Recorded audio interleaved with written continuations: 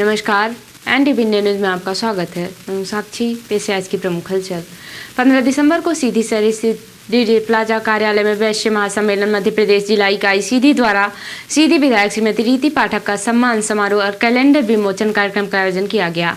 कार्यक्रम में पहुंची विधायक सीधी श्रीमती रीति पाठक का वैश्य महासम्मेलन के पदाधिकारियों और कार्यकर्ताओं द्वारा स्वागत किया गया।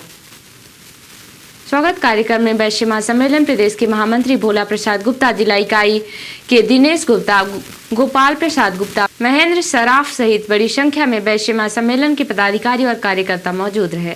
कैलेंडर विमोचन और सम्मान समारोह में स्वागत के बाद वैश्य महासम्मेलन के प्रदेश महामंत्री भोला प्रसाद गुप्ता ने कहा कि हमारा समाज सदैव जन कल्याण और समाज हित के कार्य के लिए तत्पर रहता है। हमारा समाज आपके साथ खड़ा है।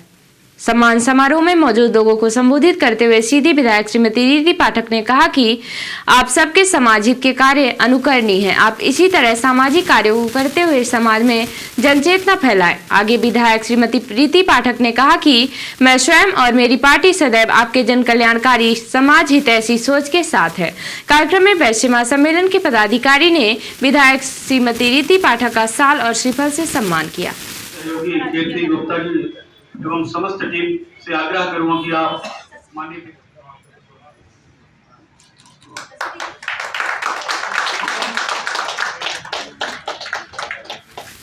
कार्यक्रम में वैश्य महासम्मेलन के पदाधिकारियों ने विधायक सीधी को स्मृति चिन्ह प्रदान किया।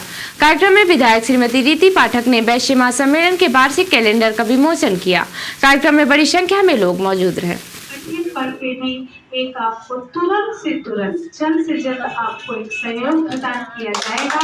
जब आपके सहयोगी और आपके रिलेशन परिवार वाले जब आप तक पहुँचने में जो समय लगाएंगे वो समय भारत सरकार का यह प्रयास है कि कोई भी महिला बिना परिवार के ना रहे। इसके लिए महिलाओं की समस्या का निराकरण करने के लिए पूरे देश में वन स्टॉप सेंटर की स्थापना की गई है, जिसमें महिलाओं की समस्याओं को दूर करने के प्रयास किए जाते हैं। इसी कड़ी में सीधी शहर में स्थित वन स्टॉप सेंटर में विगत 4 वर्ष पूर्व से अपने परिवार से विरक्त एक युवती को 4 साल तक वन स्टॉप सेंटर के सदस्यों ने आसरा दिया। इस दौरान उसके लिए सुयोग्य वर खोजकर उसकी शादी करने का संकल्प किया था, जिसके तहत 15 दिसंबर को आज उक्त युवती के लिए सुयोग्य वर की तलाश करने के बाद वन स्टॉप सेंटर में धूमधाम रस्मों रिवाज के साथ उक्त युवती की सगाई की गई।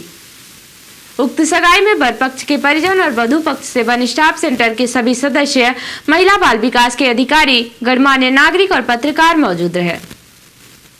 सगाई की रस्म रिवाज के बाद वर वधु का जयमाला कार्यक्रम भी संपन्न कराया गया।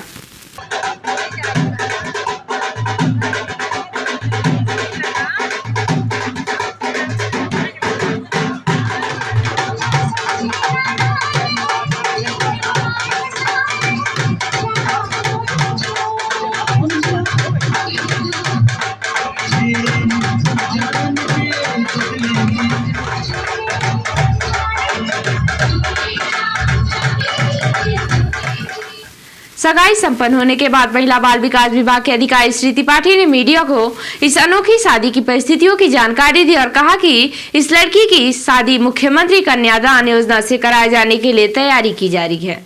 ये वन स्टॉप सेंटर का भारत सरकार का ये उद्देश्य ही है कि कोई भी महिला परिवार से वंचित नहीं रहे, तो उसको किसी भी तरीके की दिक्कत नहीं हो। ये बालिका लाला यादव 2020 में यहाँ वन स्टॉप सेंटर में आई थी और ये बड़ी विकट स्थिति में आई थी। ये किसी गांव में ही किसी बच्चे से चाहती थी, तो उसके आधार पर उसके पिता ने उस बच्चे को, जिसके साथ उसका वो था, एंगेजमेंट था, तो उसकी हत्या कर दी।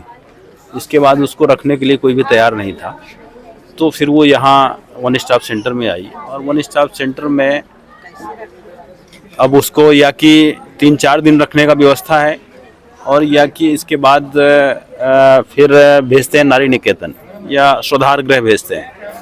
तो वहाँ पे जाने के लिए वो तैयार नहीं थी बालिका, तो यहाँ पे एक केस वर्कर हमारे यहाँ बहुत ही सक्षम है और बड़ा संवेदनशील है, अरुणिमा पाठक। तो उनकी उससे थोड़ा सा ट्यूनिंग ठीक हो गई, तो उन्होंने अपने घर पे उसको रखा और इसके बाद अब उन्होंने ही देख के उनके समाज के हिसाब से उसकी शादी का व्यवस्था किया। और ये उनका और बालिका का भी इच्छा था कि शादी वन स्टॉप सेंटर के माध्यम से हो, क्योंकि यहीं के माध्यम से उनको वो मिला है, सहारा मिला है। तो आज वही उसके संबंध में एंगेजमेंट का कार्यक्रम था। वन स्टॉप सेंटर की कार्यकर्ता अरुणिमा पाठक ने उक्त लड़की को अपने घर में 4 साल तक रखकर उसकी देखभाल करने के बाद आज सगाई के मौके पर भावुक हो गई और मीडिया को अपनी प्रतिक्रिया दी। और बस पुराने कुछ कर्ज रहे होंगे इस बिटिया का कि हमने बेटी जैसे पाला, इसने भी मुझे माँ समझा और 2020 से 4 साल से मेरे साथ में रह रही है। अब बहुत अच्छा परिवार भी मिल गया तो मैं बहुत खुश हूँ। उसका घर बसने जा रहा है। क्योंकि वही लड़की ने भी अपने सुंदर भविष्य के लिए वन स्टॉप सेंटर और अरुणिमा पाठक को श्रेय दिया। अच्छा लग रहा है। हाँ, बहुत अच्छा। हाँ, खुश हैं आप? हाँ, बहुत खुश। हाँ, आप वन स्टॉप सेंटर से आप अपना सबसे अधिक श्रेय किसको दे रही हैं? सबको, मैम को। हैं? किसको दे रही हैं? मैडम लोग को। मैडम को। स्वसहायता समूह की महिलाएं आर्थिक और सामाजिक रूप से सशक्त हों, यह हमारी सरकार की प्राथमिकता में है। इसी दिशा में महारानी कुमारी संकुल स्तरीय संगठन को CLF भवन की सौगात दी गई, जिससे आजीविका मिशन की समूह की बहनें बैठकर अपनी विकास गाथा लिख सके। अभी इनके पास अपना भवन न होने के कारण यहाँ वहाँ भटकना पड़ता था, अब ऐसा नहीं होगा। उक्त बातें विधायक सियावल श्री विश्वामित्र पाठक द्वारा ग्राम लहुआ में संकुल भवन के उद्घाटन के अवसर पर कही। उन्होंने कहा कि आजीविका मिशन से जुड़ी समूह की महिलाएं अच्छा कार्य कर रही हैं। हम अपनी तरफ से इन बहनों को हर संभव मदद करेंगे, जिससे सभी महिलाएं आजीविका के स्थायी कार्य कर आत्मनिर्भर हों। कार्यक्रम में क्षेत्रीय जनपद सदस्य शशिकला ने समूह की महिलाओं को शुभकामनाएं दी। मनरेगा योजना अंतर्गत ग्राम पंचायत द्वारा 10 लाख रुपए की लागत से CLF भवन का निर्माण कार्य कराया गया है। उक्त कार्यक्रम में अतुल कुमार मिश्रा, SDO कामता तिवारी, BPO अखिलेश त्रिपाठी, विकासखंड प्रबंधक आजीविका मिशन अनसुईया वाजपेयी, परियोजना अधिकारी महिला बाल विकास राहुल शुक्ला, ABM एवं समूह की महिलाएं उपस्थित रही। इस वर्ष की 10वीं और 12वीं कक्षा की परीक्षाओं में छात्र बेहतर तैयारी करें और अच्छे अंकों से पास हो, इसके लिए शिक्षा विभाग ने बड़ी तैयारी की है और इसके लिए 10वीं और 12वीं कक्षा के छात्रों के लिए स्पेशल कक्षाओं को संचालित करने के निर्देश दिए हैं। सीधी जिले में भी शिक्षा विभाग और जिला शिक्षा अधिकारी द्वारा यह निर्देश जारी किए गए हैं। इसके परिपालन में छुट्टी के दिन रविवार को भी शासकीय उच्चतर माध्यमिक विद्यालय खड्डी में कक्षा 10वीं एवं कक्षा 12वीं की कठिन विषयों का अध्यापन कार्य कराया गया, जिसमें छात्र छात्राओं को गणित, अंग्रेजी, विज्ञान, रसायन शास्त्र, भौतिक शास्त्र विषयों की कक्षाओं का संचालन किया गया। इस दौरान कक्षा 10वीं एवं कक्षा 12वीं को मिलाकर लगभग 288 छात्र छात्राएं उपस्थित रहे। माध्यमिक शिक्षा मंडल की बोर्ड की वार्षिक परीक्षाएं फरवरी माह में शुरू होंगी। उसी के तहत संस्था के प्राचार्य धीरेन्द्र कुमार सिंह द्वारा अवकाश के दिनों में भी अतिरिक्त कक्षाओं का संचालन प्रत्येक वर्ष की भांति इस वर्ष भी कराया जा रहा है। प्रभारी प्राचार्य धीरेन्द्र कुमार सिंह बेहतर परीक्षा परिणाम के लिए कड़ी मेहनत कर रहे हैं। विभाग द्वारा जब से उन्हें शासकीय उच्चतर माध्यमिक विद्यालय खड्डी का दायित्व सौंपा गया है, वे संस्था के भौतिक एवं अकादमिक गतिविधियों का सफल संचालन कर रहे हैं। आज निदानात्मक कक्षाओं में प्राचार्य धीरेन्द्र कुमार सिंह के साथ साथ लगभग 10 शैक्षणिक स्टाफ उपस्थित रहे।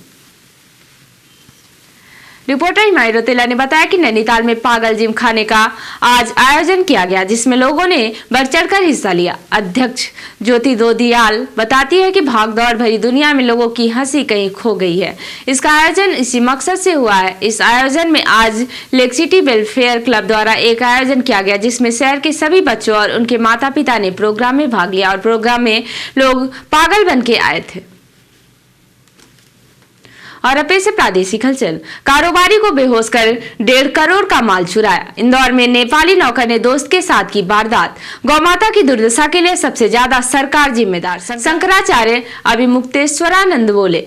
एमपी में हर महीने 2500 पति पत्नियों से प्रताड़ित, भाई से मदद मांगने वालों में आईएएस, आईपीएस समेत ओला ड्राइवर तक। और राहुल गांधी ने मनोज परमार के बच्चों से की बात, कारोबारी की बेटी बोली माँ बाप का साया उठा, उम्मीद है आप यहाँ आएंगे। और अब पेश है राष्ट्रीय हलचल। महाराष्ट्र में 33 कैबिनेट, 6 राज्य मंत्रियों की शपथ। फडणवीस सरकार में 2 डिप्टी सीएम समेत 42 मंत्री। किसान आंदोलन डल्लेवाल का 20 दिन से आमरण अनशन जारी, हालत गंभीर, केंद्रीय अफसर मिलने पहुंचे। यूपी में इस सीजन सबसे सर्द रात, पारा 2.5 डिग्री सेल्सियस पहुंचा। चित्रकूट में ठंड से किसान की मौत और शादी के 4 दिन बाद करवादी पति की हत्या। चचेरे भाई के प्यार में हत्यारिन बनी गुजरात की पायल, 4 गिरफ्तार। तो ये थी आज की प्रमुख हलचल। नमस्कार।